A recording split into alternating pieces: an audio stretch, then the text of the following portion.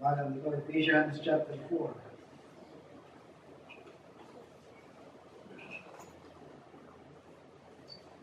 Ano po ina-expect na visitors today?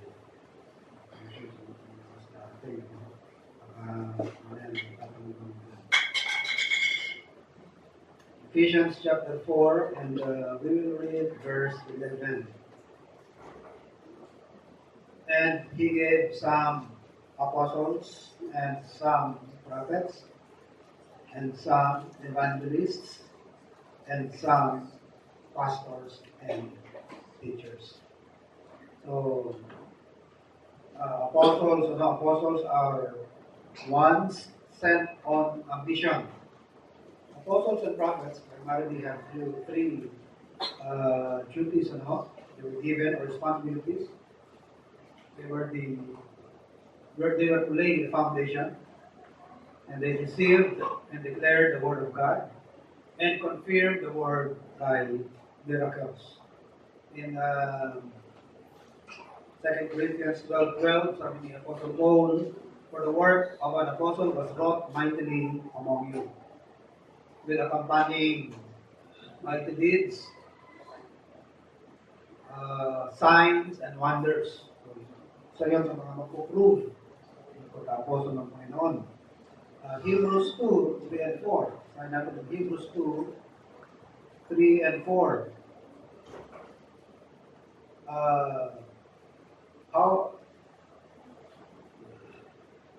How shall we escape if we neglect so great salvation, which at first began to be spoken by the Lord, then was confirmed unto us by them that heard him?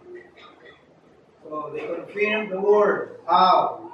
Verse 4, God also bearing them witness, both with signs and wonders, and with diverse miracles and gifts of the Holy Ghost, according to His own will. Now, let me just repeat, ang apostle, meron siyang primary and more technical meaning, which kahulugan ng apostol, when read the Bible, primarily, it refers to the 12 and Matthias and Apostle Paul. But it has also a more general sense or meaning. Basta sinugo ka for mission, you can be identified as an apostle. Like in the case of Silas and Timothy, 1 Thessalonians 2:6. 1 Thessalonians 2, verse 6. Nor of men sought we glory, when, 1 Thessalonians 2, verse 6. Tama. Nor of men sought we glory, neither of you, nor yet of others, when we might have been burdensome as the apostles of Christ. Bakit we? At yung we, the apostles, sino ba ang travel companions? The Apostle Paul, when he went to Thessalonica during his second missionary journey. Silas, kasama na rin niya that time si Timothy. And kanya sinabi rito, when we might have been burdensome as the apostles or missionaries or the sent ones of the Lord. Barnabas was also called an apostle, Acts 14:4. Acts 14:4. But the multitude of the city was divided, and part held with the Jews, and part with the apostles. Pero kasama dito ni Paul was Barnabas, chapter 13, verse 15. But the Jews stirred up the devout and honorable women and the chief men of the city, and raised persecution against Paul and Barnabas. So during the confusion, during the conflict, some sided with the Jews, and some people sided with the apostles. Kasama naman ni Apostle Paul was Barnabas. Barnabas was included sa term na apostles. So, yan ang kanyang more general sense. But, ito pong two groups, itong dalawang grupo ng apostles. Ang first group ay yung well-known ng first group, the 13, plus 1, and plus 1. So, yun, they comprise the first group. Ito namang second group, more general sense, they are leaders. They were sent once for a certain errand or specific ministry. They're also categorized as apostles. But either way, ito pong dalawang ito, parehong confirmed with signs and wonders. Dahil kahit yung 17, naalala niyo yung other 17 na sinend ng Panginoon. Diba? They also performed miracles, including Judas Iscariot. At yung 70, bumalik sila, Panginoon, nakakapagpalayas kami ng demonyo. And even after the resurrection of the Lord, matapos na ni-rebuke ng Panginoon ng kanyang mga alagad dahil akala nila, tapos na ang commission, tapos na ang kanilang duty, kanilang trabaho dahil namatay na ang Panginoon. Sabi ng isa, kabalik ako sa panging isda. Sabi ng iba, kasama kami. Akala nila, God was over, or the Lord was over with them. So, while eating, the Panginoon, come and dine. Akala niyo, come and dine. Dahil madaling araw, kumandamag, nag-isda sila, wala sa nahuli, sa Sea of Tiberias. Sabi ng Panginoon, meron kayo dyan? Wala po, bumagdamag kami ng huli. Sabi ng disciple ng Jesus love, referring to John, it's the Lord. It's the Lord. Dahil si John talaga matindi yung pagmamahal niya sa Panginoon eh. Kaya yung lukso ng dugo niya, kahit hindi pa niya naaninag, yung puso niya, nagsasabi na, Panginoon yun. Maalala niyo, nung binalita ni Mary Magdalene, na na-resurrect ang Panginoon, sabay na tumakbo sa si Peter and John, di ba, the beloved? Pagdating sa yungin, kung saan inilibing ang Panginoon, pagdating doon, dire-diretso lang sa Luz Pedro Pagdating doon, pasok agad Asan yung sinasabi mong kasuotan niya na nawala siya, na yung pagkakabalot, ganun pa rin. Diba, suman, pag binalot mo, at tatanggalin mo. I-unloose mo. Ang nangyari sa Panginoon, parang binalot na suman, pero nawala siya. Na nandun pa rin yung balot, hindi natanggal. Ganun. Asan yun? Asan yung pinagsuotan niya? Pero si John nilagay na sa pagdating sa yungin, ang ginawa niya. Sumigit na. At inanabas niya. Ito na yung sinabi ng Panginoon na siya niya. Hindi yung may si John, may pagka-analytical Hindi siya yung parang kagaya ni Pedro na basa! Ang Panginoon! Si Peter nga, Peter. Dagday magad. Hindi siya mga kinamprito kung kami ngayon. Anilin siya, ang Panginoon. Talo na si Pedro, Pagdating niya sa pangpang, sabi ng Panginoon, kahit kayo, pam. Sabi ng Padre Pedro, dito ako tapos sa inyo. So, restore ng Panginoon si Peter. Sabi niya, feed my sheep. Lovest thou me more than this? Feed my lamb. Lovest thou me more than this? Feed my sheep. So, hindi pa tapos ang Panginoon sa kanyang mga kalagay.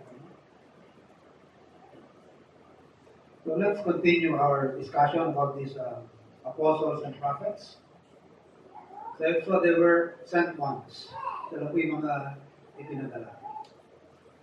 So apostles in both groups were authenticated by signs and wonders. At nung sila ay pinagsabihan ng Panginoon, eventually, tapos na sila pinagsabihan ng Panginoon, marami na rin sumunod sa kanila. Tingnan niyo yung Mark 16. Usually, pag kumakain, pagpatapos na, ano yung huling-huling kinakain? Yan, dessert. Dessert. Ayun, kumakain sila eh. Binigyan sila ng Panginoon ng dessert. Anong dessert nila? Sermon. Sermonan sila. So Mark 16, they got their dessert. So, matapos silang mapagpasermonan ng Panginoon. They eventually followed. Mark 16:19. So then, after the Lord had spoken unto them, he was received up into heaven and sat on the right hand of God. And they went forth and preached everywhere, the Lord working with them and confirming the word, what? Confirming the word with signs following. Ito yung pinangawakan ng mga Pentecostal, ano? Kain sila at nakakakain ng lason, hindi sila mamamatay, tutukain sila ng ahas, at hindi sila mamamatay sa kamandag.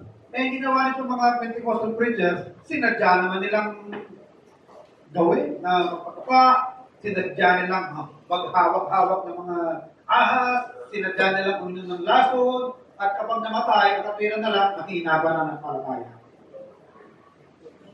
Alam nyo, sinasabi niya dito na the Lord followed their work with signs. Eh, hindi naman nila sinasadya na makakakain ng lason. Hindi naman nila sinasadya na mapapadpad sila sa lugar, matutuka sila ng ahas. Pero kahit nagawin sa kanila ng ganitong hayop, o mangyari sa kanila, they will be preserved, like what happened before in the island of Malta. Pumulot siya ng patpat para ilagay sa bonfire, para magpainit. Meron palang viper at tinuklaw siya, sabi ng mga islanders. Pakapusakal siguro kriminal ito na nakaligtas sa bagyo, pero hinabol pa rin ng justisya. Ngayon, nag-aantay silang bumula na lang bibig ni Apostle Paul, pero walang nangyayari kay Apostle Paul. So, bumilib sila na, sugunan Diyos ito, bigla na diba, kumambyo ang kanilang opinion. Hindi ito kriminal.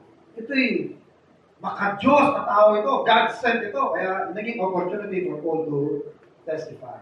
Dinala sa kanya yung tatay, no? Yung pinaka-leader si Publius. At may lagnat, pinagaling niya Apostle Paul. And that established his authority that he was indeed an apostle from God. He was a messenger from God. And that became an opportunity for Apostle Paul to preach in the island of Malta. In the island of Melita. Malta na yun. Okay? So, these apostles and prophets were authenticated by signs and wonders. So, prophets were appointed by God, but they are to be differentiated with the people who were given with the gift of prophecy. Diba naman yung mga may gift of prophecy sa prophets? Kasi, ang prophets, wala na. Apostles, wala na. Pero meron pa rin mga men sa church ngayon na binigyan ng gift of prophecy. Ano ba yung gift of prophecy? Simply put, gift of prophecy means gift of preaching. And it must be differentiated with the gift of teaching. Ano po ba ang difference? Ang preaching, more on exhortation. To obey. Maging obedient. Kaya, tapos na ang mensahe, pauwi ka na, dahil sa gift nung nag-preach, nararamdaman mo na parang maobliga kang sundin ng Panginoon. Dahil napakinggan mo ay merong gift of preaching. Yung kanyang mensahe, iikot-ikot pa rin sa utak mo. Because you heard somebody whom God endowed with the gift of preaching. You are being exhorted to obey or prompted to obedience. Ang difference naman sa teaching has to do with what? More on giving information, instruction. Pero ano naman naka-benefit itong ministry ng gift of teaching? It insulates us or protect us from false teaching, from error, equip us with knowledge. Hindi lamang ma-equip, para malaman mo kung anong tama at kundi ma-identify mo ang mali at hindi ka agad-agad makulot ng mga kamalian, maling mga aral, maling mga philosophies. So these are important gifts. Importante mag-gift ito sa loob ng iglesia. We need people who have gift of preaching. We need people who have gift of teaching. Dahil hindi naman lahat or equipping of knowledge para ma-prevent ka sa false teaching. Kailangan maging active din tayo to obey. Maging active into doing something. Ano? So, dalawa yan. Same thing with yung susunod na tao sa church na binigay ng Panginoon, yung evangelist. So, ang first two categories are apostles. So, ito na yung mga tao o yung mga gifts ng Panginoon sa kanyang iglesia. Now, let me repeat, ano? Na nung umakyat ang Panginoon sa langit, He led captivity captive, sabi sa Ephesians 4:8, and He gave gifts unto men. Actually, Paul was only making a parallel analogy of what David stated in Psalm 68, verse 18. Ano? He was making reference to what David done to the Jebusites. Tinongkaya nila ang Jebusites at umakyat sila sa Zion. Ano? At yung analogy doon, yung mga conquerors, they give some of the spoils of war, yung mga spoils of war. They gave gift to the taong bayan. Ano nila ginagawa? Okay? And Paul was taking that analogy that when the Lord went up to glory, ano, at sa kanyang pag-akyat, yung kanyang iglesia, ay pinagkalooban niya ng mga gifts. First, individual believers were endowed with some spiritual gifts or special enablement. Huwag niyong sayangin yan. Ano yung mga enablement na yan? Romans 12, 6-8. Pito yan. Alam niyo kung ano meron yan. Do you have the gift of helps, gift of service, gift of helps? Ano yan? Yan po yung gift na pwede nyo, ang maging ministry is housekeeping. Hanap kayo ng ministry. Pwede kayo makatulong sa paglilinis ng simbahan. Alam niyo po ba, pag merong may naliligtas, hindi naman yan effort lamang nung nag-invite eh. Hindi lamang effort yan nung nag-preach ng gospel. Effort ang lahat yan, pati naglinis, may effort yan dahil pagdating ng bisita, maaliwalas ang panambahan kaysa yung pagpunta niya rito, puro ipis at nakikita niyang gumagapang, nawawala attention niya sa preaching dahil nakikita yung surot na kumakagat sa pit niya. Hindi niya maintindihan ng gospel dahil nadidistract siya sa maraming bagay, masakit sa mata, ang kortina, ang pintura, ang agiw. Ayan, pero meron muna may mga gift of helps, may gift of service sa church. They do their share, nagiging maayos. Nandiyan, concerted effort, maganda ang special number. Sa halip na pag hindi magandang special number, ano nangyayari? Nakaka-distract, di ba? Ang mga umaamit, wala sa tono. Ano bang klase yung mga yan? Sana hindi na sila kumanta. Nag-congregational singing na lang. Sana kumanta na lang lahat. Hindi yung special number, wala naman sa tono. So, sa halip na magkaroon ka ng puso na worshipful, nagiging critical na lang. No? At meron po mga testimony o narinig na especially pag magbabago pang mana ng palataya.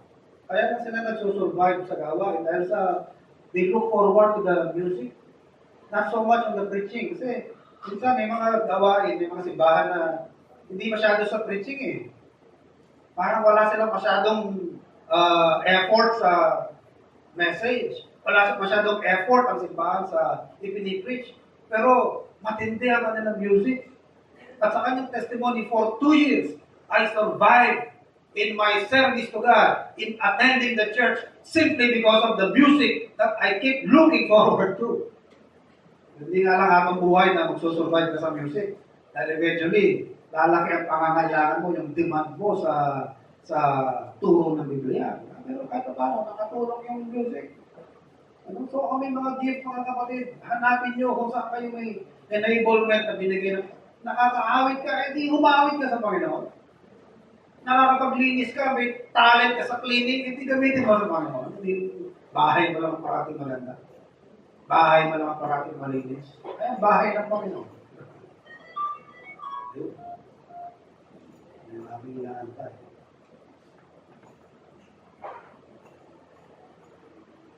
Eh, wala akong sumasagot. Tumatawag daw sila sa labas eh. Papasok ng medicine.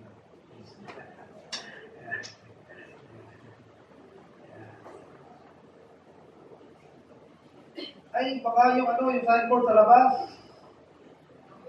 Baka doon sila tumatawag. Pakisabi nga, baka doon sila tatawag sa lupa. Ayun. So, mga kapatid, meron po tayong gift, individually given to each believer. Ngayon, ang pinag-uusapan natin dito in verse 11, ay yung pong binigay ng Panginoon, binigay naman sa church as a whole. As a whole, as a congregation, or as a church, ano po yung regalo ng Panginoon sa kongregasyon? Una, sa first church, binigay ang mga apostles and prophets who laid the foundation for us. Yung teaching ng Panginoon, sila naglatag. Jesus Christ Himself being the chief cornerstone. At sa Kanya, lahat nagre-refer. Sa teaching niya, lahat inire-refer siya ang ating point of reference. And today, mga kapatid, ito na lang po ang natin tira, evangelist and pastor, teachers.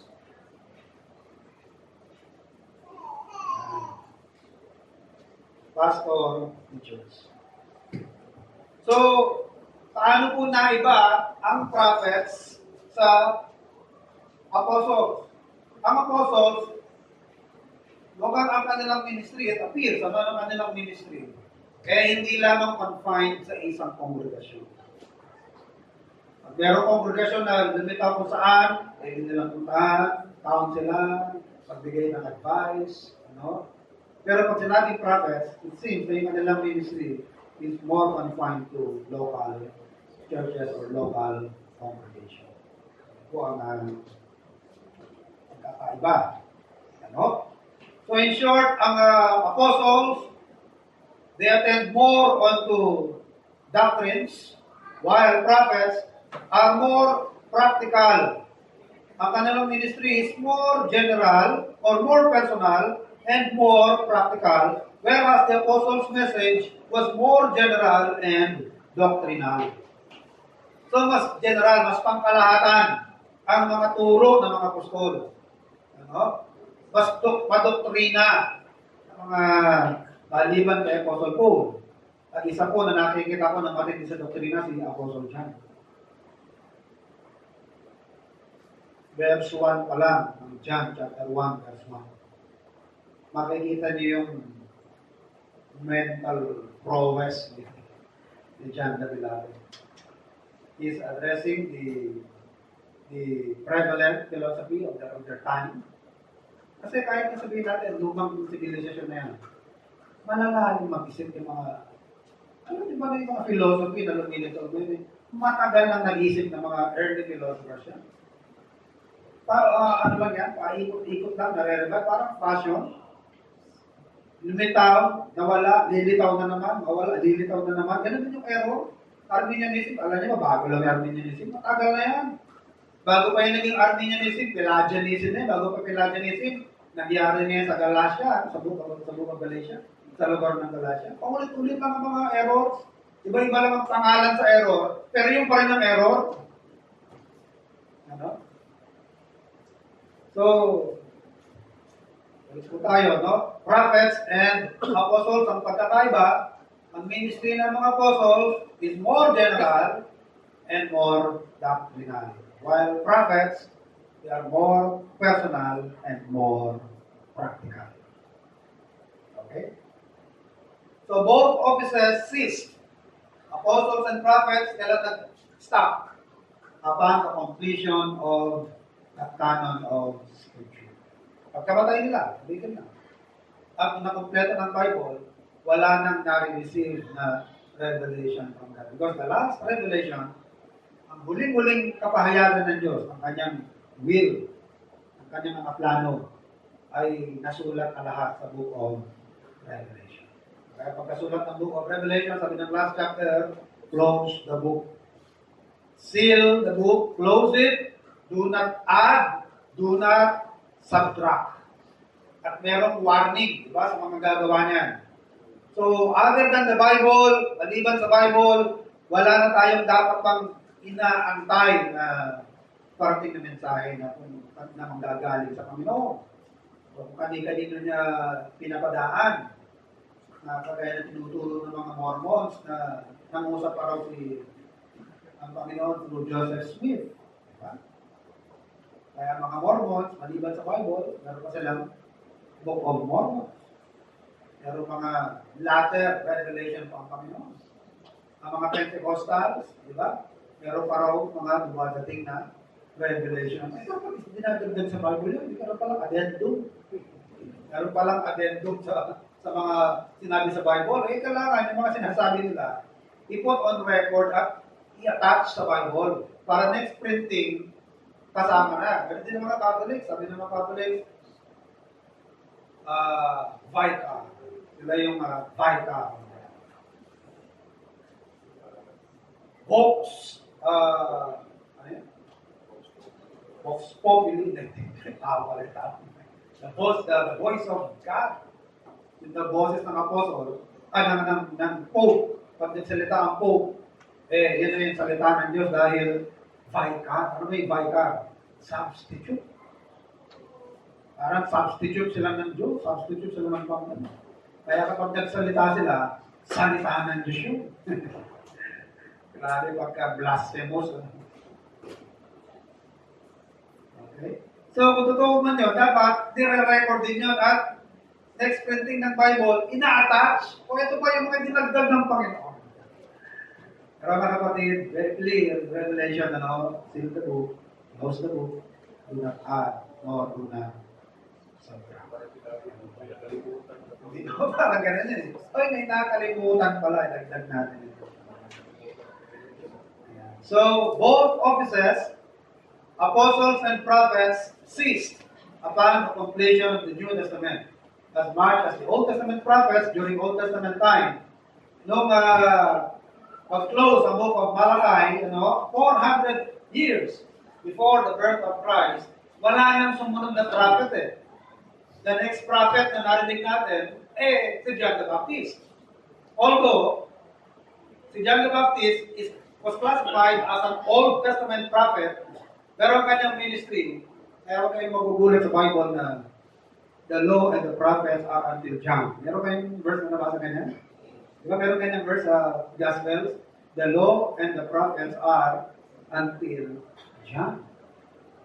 But law and prophets, di ba primarily yan? It refers to the Old Testament scripture. Because John the Beloved, John the Baptist, was considered to be an Old Testament prophet, but an Old Testament prophet with a New Testament ministry. Kakaiba. Kakaiba si John the Beloved, John the Baptist. Isinasama siya sa Old Testament prophet, pero kanyang ministry ay pang New Testament. Okay?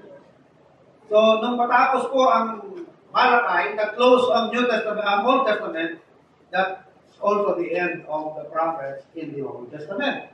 Same thing sa New Testament, matapos ang New Testament in AD 96, that's the end of the apostles. Nowhere in the Bible you will ever read or see na nung namatay ang mga apostol, somebody replaces them. Meron nag-replace, namatay si Paul, may nag-replace sa kanya, namatay si Peter, nag-appoint naman sila ng replacement ni Peter para tuloy-tuloy ang apostles. Walang ganun.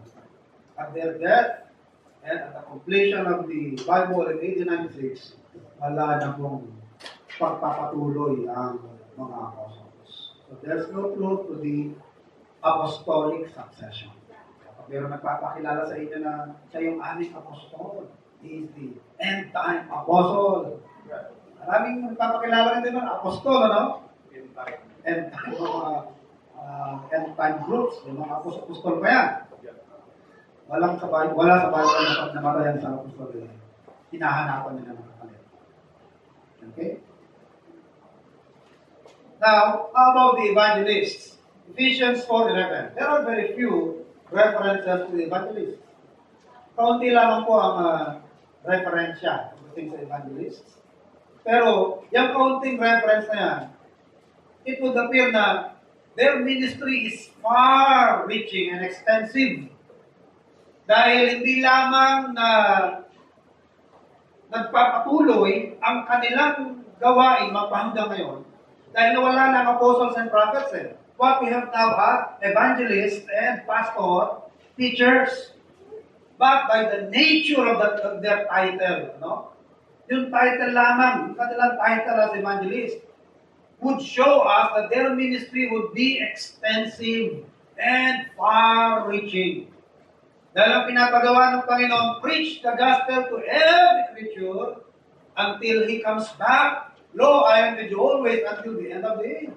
So there will be no end for the work of the evangelists. Dahil makikita niyo mga kapatid, ano ba sabihin ng evangelist? Ang Greek word sa evangelist is evangelistes, ano? And their message is set with the evangelion. Gospel is evangelion. And the gospel preachers are called evangelistes. Ano?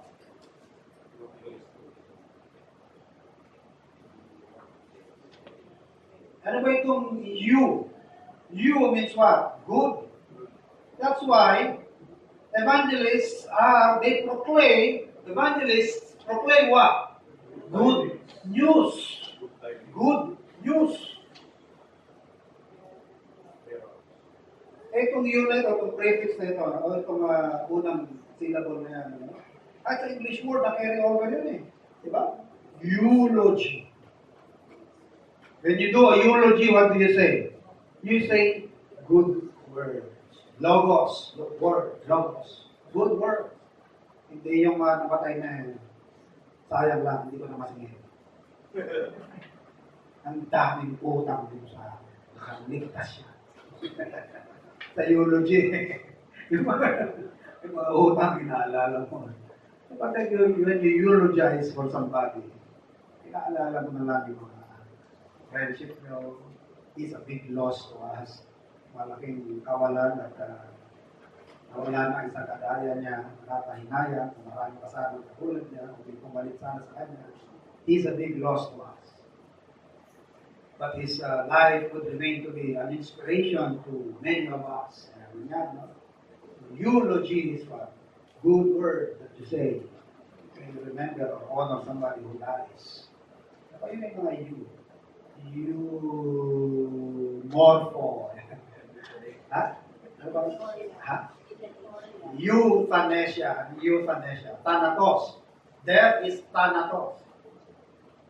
And when you say euthanasia, kesa naghihirap ang kanyang proseso ng kamatayan, just make it easy. Make it quick and easy. Mga Hapon, they devised a form of death for an honored adversary. Pagkaaway ka na respetado nila, they would kill you by beheading, which they call bushido. Pag respetado ka nila, pero kung hindi ka nila nire-respeto, tansya ka pala sa pangin, bahalin ka sa ulo dahil wala silang respeto sa'yo. Pero kung mataas ang regard nila sa'yo kahit kaaway, they will blindfold you and they will cause you to kneel down and they will take their samurai and they will give you a clean cut, quick death. At isang stroke lang ng kanilang blade. Nakatalas, ano? Because they respect you so much. At mukhang may katotohanan because when you die by decapitation, instant kaysa yung bukas na nilin. Bukas, isang kamay. Bukas, tenga mo naman. Unti-unti na.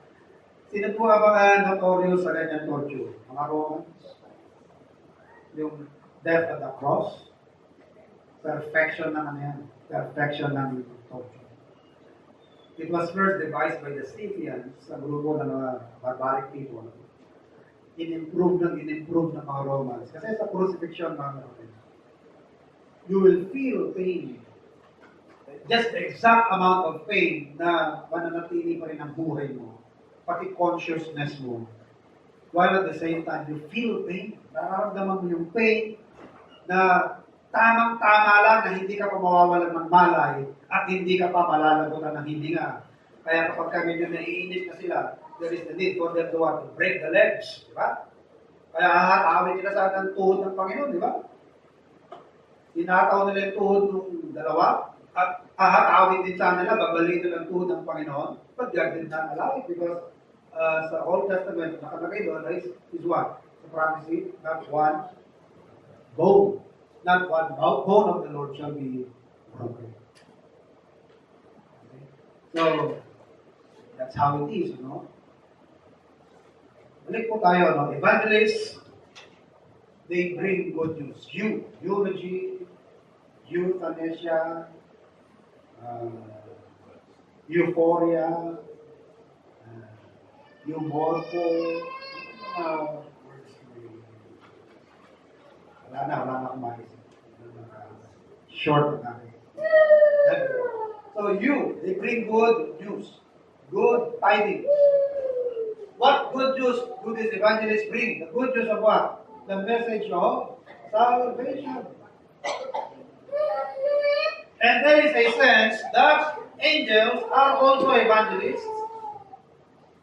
Not because they bring tidings of salvation, but they brought the good news of the birth of the Messiah.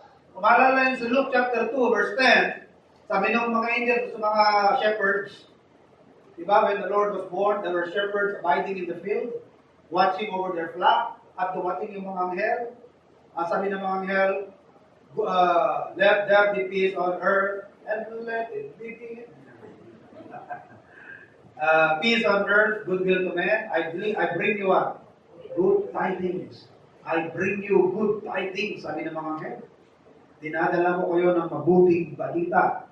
Mabuting balita ng kapanganapan ng Messiah. So in that sense, angels became evangelists when they proclaimed or when they announced the birth of the Messiah.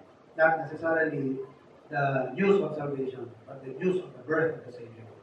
And there was also a sense that the Father was an evangelist. Why? He was an evangelist in Galatians chapter 3 and verse 8. Paano po naging evangelist ang Ama? Galatians chapter 3 verse 8. He preached the gospel to Abraham. And the scripture foreseeing that God would justify the heathen through faith, preached before the gospel unto Abraham, saying, in thee shall all nations be blessed. Alam niyo, ano? Ang Diyos, nag-preach din ng gospel. Kanina niya i-preach ang gospel. The Father preached the gospel to Abraham. So, makikita natin, mga kapatid, na whether New or Old Testament time, ang paraan ng kaligtasan must always be through the preaching of the gospel. Of course, we are saved by the death of the Lord. Pero yung message about the news, or about the gospel. The news about the salvation must be preached through the proclamation of the gospel. Ang balita ay kailangang ihayag. Hindi mo pwedeng kontento na lang tayo na linggo-linggo. We're here to sing about the gospel. We sing about Calvary. We sing about the old rugged cross. We sing about our mansion in heaven. We sing about throwing out the lifeline. We sing about Macedonian call na paglabas naman natin, we just go straight to our homes. And the whole week, wala man lang tayo nakausap about the gospel. Pero awit lang tayo ng awit. Kapatid, find someone na makukwentuhan mo ng mabuting balita. Maghanap tayo ng makakausap tayo. Maghanap tayo ng masasyahan. Conscientiously, sikapin po natin na ma-reach ang mga neighbors, loved one, pero kang mahal sa buhay, anak, asawa, relative na malilit kayo nagkukwentuhan. Minsan, umupo kayo, kaibigan, o kamag-anak, minsan, pwede bang minsan, Bible naman ang share ko sa'yo? Kasi malilit tayo nagkukwentuhan kung saan-saan lang tayo napupunta. Pwede bang minsan, kung okay lang sa'yo, Bible naman ang pag-usapan natin. Can I talk to you? Can I speak to you about the Bible? The gospel? Siguro naman, narinig mo na yung term na gospel. Have you exerted effort to find out what it means? Ano meaning ng gospel talaga? Gusto mo share ko sa iyo minsan. Ano tayo ng makakausap? Walang maliligtas na hindi maaabot ang gospel. Lahat ng maliligtas, mapapakinggan nila ang gospel. Sana tayo po maging instrument ng mga proclamation of the gospel. So, evangelists, they bring good news. They bring good news. So the Father preached the gospel. The angels announced the good news of the birth of the Messiah. And even the Lord Jesus Christ himself, he preached the gospel. Luke chapter 20, verse 1. Then it came to pass that on one of those days, as he taught the people in the temple and preached the gospel, the Lord Jesus Christ preached the gospel. The chief priests and the scribes came upon him with the elders. Kahit po ang Panginoon, nagpipreach po siya ng gospel. We need to declare the gospel. And so were the apostles. Acts chapter 8, Acts chapter 1. Ang bilin ng Panginoon, ye shall be my witnesses. Ang iniwan niya, Mark 16:15, go into all the world and preach the gospel to every creature. So, ano po ba ang trabaho ng evangelist? The work of an evangelist is to preach and explain the good news of salvation. Paano ka naging evangelist? Expert ka sa second coming, expert ka sa eschatology, ang dami mong alam sa end time events. Tapos gospel, hindi mo man lang ma-explain. Paano ka naging evangelist?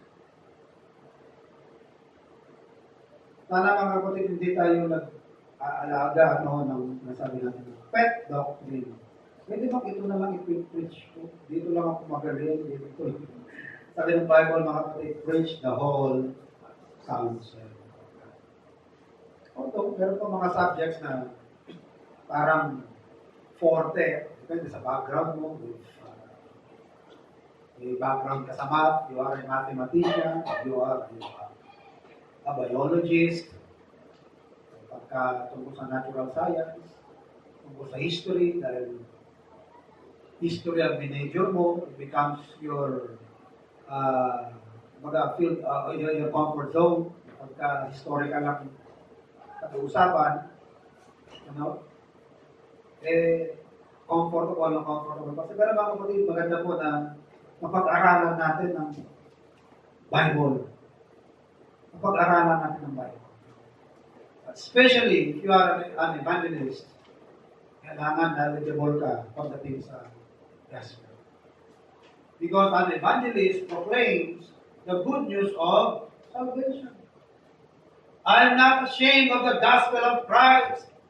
Romans 1:16, for it is the power of God unto salvation to everyone that believeth, to the Jew first, and also to the Greeks. Marami tayong pwedeng ikahiya sa buhay natin. But for heaven's sake, mga kapatid, we should not be ashamed of the gospel. Ano ba nakakahiya sa gospel? Totoo, maraming nakakahiya sa mga pinaggagawa natin sa buhay natin. Pero yung ba namang gospel, ikakahiya natin? What's so embarrassing about the gospel? Ano nakaka-embarrass sa Panginoon? May nakakahiya ba na tungkol sa Panginoon? Natin kinakahiya. Sabi niya, Paul, I'm not ashamed of the gospel of Christ. It is the power of God unto salvation. Ganun katindi ang power ng gospel. It brings men to salvation. It is the power of God unto salvation. Hindi mo yun lang ang mensahe na maaaring makapagligtas sa asawa mo o asawa mo hindi pa mananampalataya. Yan lang makakapagligtas sa anak mo na problema mo yung anak mo na yan, sakit ng ulo mo yan. Pero makakapagligtas pala sa kanya is the gospel of the Lord Jesus Christ. Ba't hindi mo i-share? Hindi mo mabigla. Unti-unti. Anak, minsan sana naman, bigyan mo ako ng chance na may share sa iyo. May share ang salita. Anak, parati kang tumatanggi yung asawa ko, parati kang umiiwas. Sana minsan, bigyan mo ng chance. Ang gusto kong i-share. Hindi naman yung parang pinupwersa mo, you force your way na at hindi pa tayo para maligtas, pinipilit mong maligtas. Kino-convert mo na kino-convert ang mga tao. Pabaptize ka lang sa linggo, ha? Dapat baptize ka na. Kasusod na linggo, baptize ka na. Isang pero gano'n, ano? Ginagamit yung authority, ginagamit yung pagkamagulang, ay pinipilit mo na maligtas. Pinipilit mo na ma-convert na. Hindi pa talaga yun yung time. Minsan mga kapatid, maganda yung in-observe natin ng timing, di ba? Or conscious tayo timing, di ba ang Diyos? Parating one time. At the opportune time. Well, in everything there is one. There is a season. Tingnan din mo sa timing. Ang asawa kararating, hindi pa nga nakakakain. Lahat ng problema, binuhos na yung problema. Hindi pa nakakasubo, hindi pa nakakakain. Ibinuhos na lahat ng problema. Pwede bang? Sige, pakainin mo kami. Habang lumulunok siya. Unti-unti na yung problema. Siya nga malaki pa nangyari. Sige, lunok pa. Habang lumulunok siya. Pero yung hindi pa man bumangal na. So, isang maganda po na marunong tayo tumiming. Ano? Kaya ang kaligtasan, mga kapatid, meron time of conversion.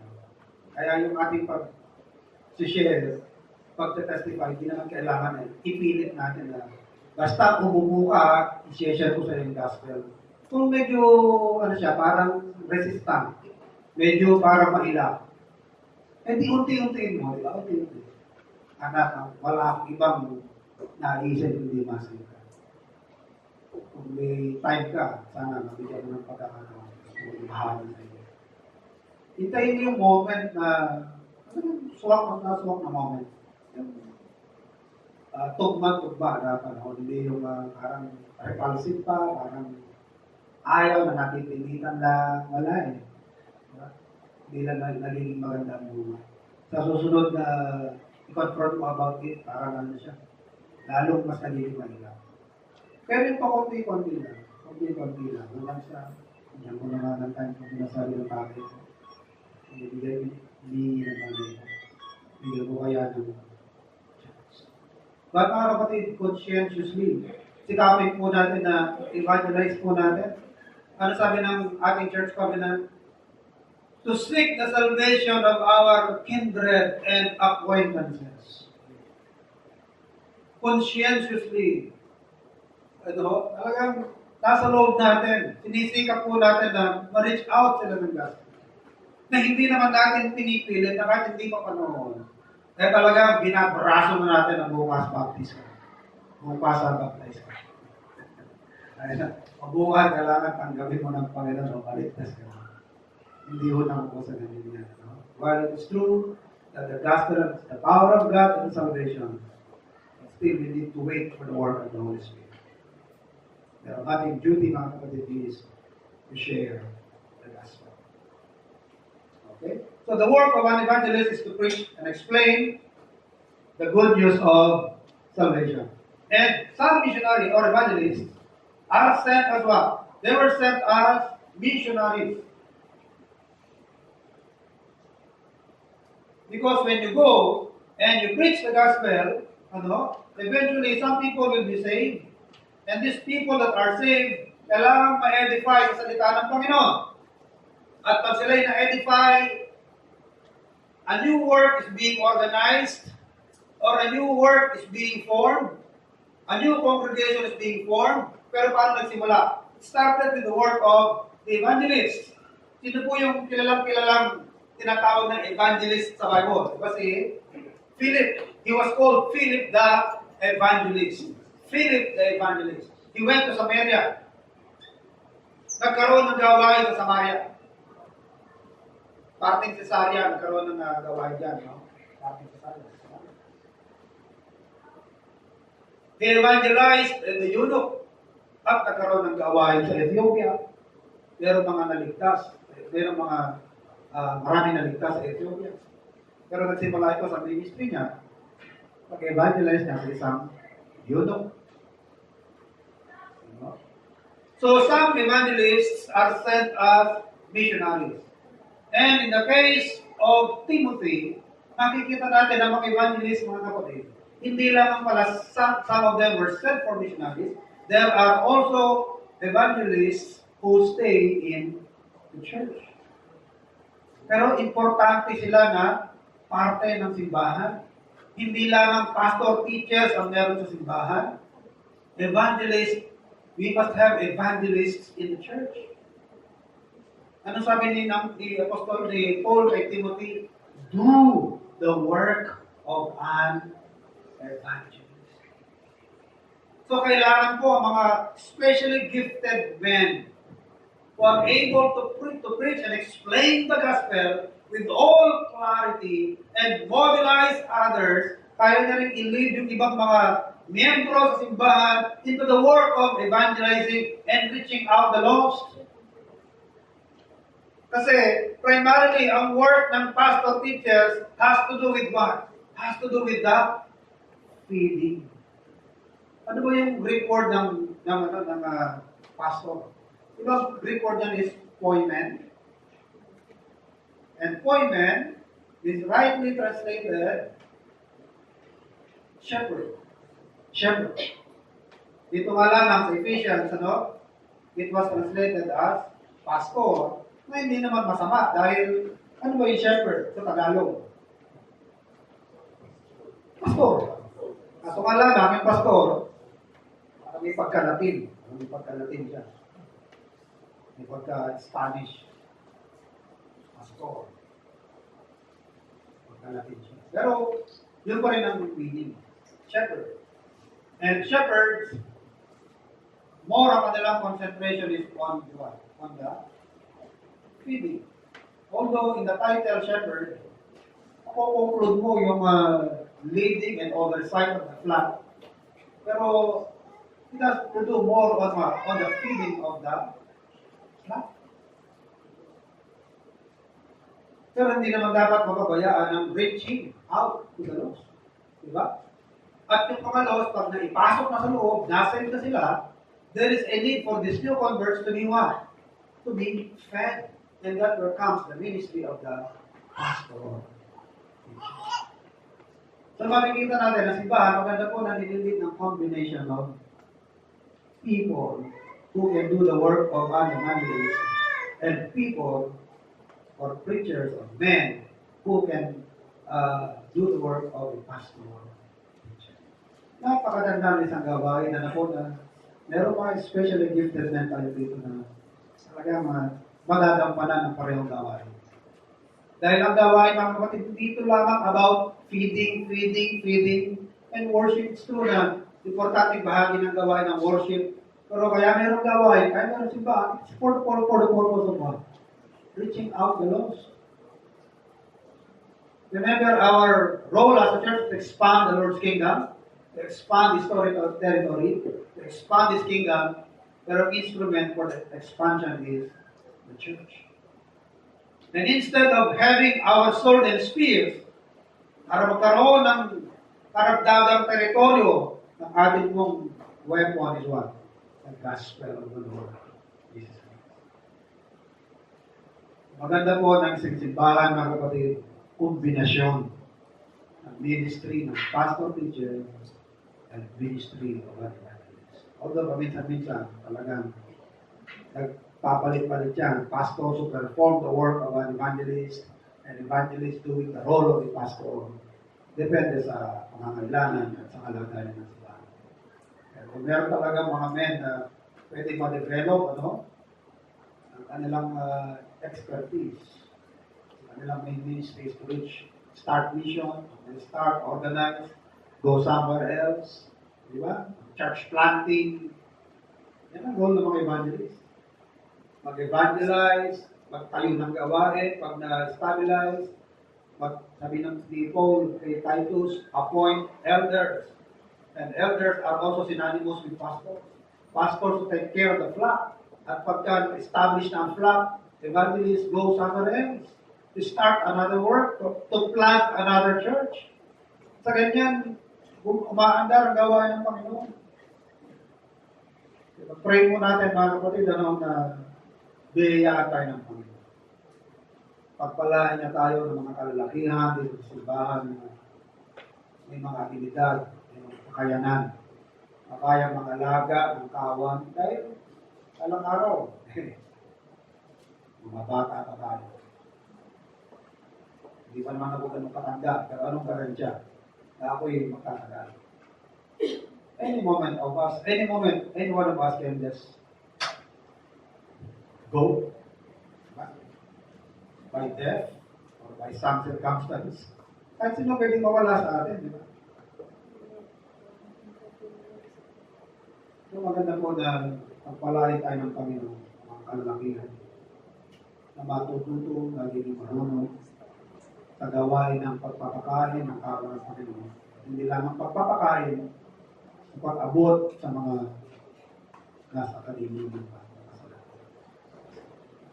So these two things, are important work for the church. The reaching out of the lost, the evangelizing of the lost, and the feeding of the flock, pagpapakain sa mga naligtas.